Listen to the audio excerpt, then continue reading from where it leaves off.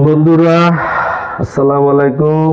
আপনারা ভালো আছেন? আমি ভালো আছি আলহামদুলিল্লাহ। আজকে একটা রেসিপি নিয়ে আসছি, দেশি বিলের মাছ।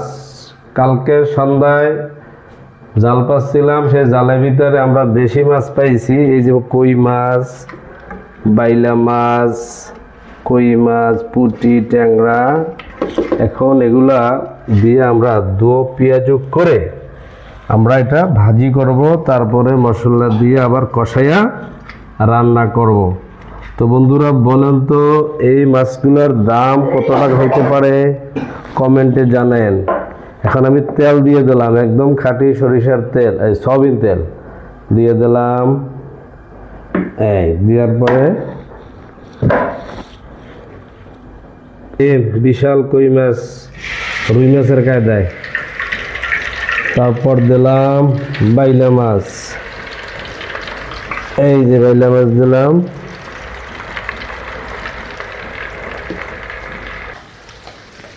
মাছটা এখন ভেজে নিলাম, ভাজি চলতেছে। এই যে দেখুন, একদম পিওর দেশি মাছ। এই যে মাছ এখন উল্টাইতেছি, উল্টে আর এক পিঠ। এই যে বলছিলাম দো পেঁয়াজু বা দো বাজি, এই যে উল্টাইতেছি। তারপর একটু করে পানি দিয়ে দেবো মশলা কষাইয়া। ততক্ষণ আপনারা সাথেই থাকুন।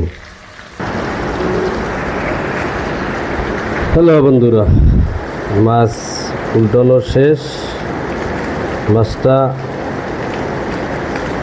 উল্টানো শেষ হয়ে গেল। একটু পরে আমরা এখন মশলা কষাইয়া মাছ দিয়ে দেব। পাতিল গরম হয়ে গেলে আমরা এখানে তেল দিব। দাও, তেল দিয়ে দাও।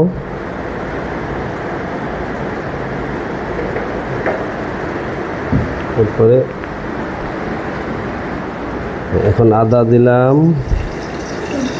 তারপর হলো রসুন, তারপর হলো পেঁয়াজ বাটা। হ্যাঁ, আমরা বাটা মশলা মানে পেঁয়াজ রসুন আদা বাটা। অনেকে কাটা দিয়ে রান্না, কাইটে রান্না করে, আমরা বাইটে রান্না করি। এই এখন এগুলো কষাবো। এবার লবণ দিলাম, কষাইতেছি। কষাইয়া হলুদ মরিচ দেব, সাথে কাঁচা মরিচ দেব, মরিচ বাটা। তারপর হলো রসুন, হলুদ বাটা বা হলুদের গুঁড়া। আর একটু সামান্য জল দেবো। এখন কষাবো। আমাদের কষানো শেষ। এখন জল দিব বা পানি দেব। অনেক জায়গায় মৌ বলে, মৌ দিলাম। এখন আমাদের মাছ ভাজি দিয়ে দেব। এই যে দেশি কই, একদম পিওর দেশি বিলের কই মাছ, এই আমরা দিয়ে দিলাম।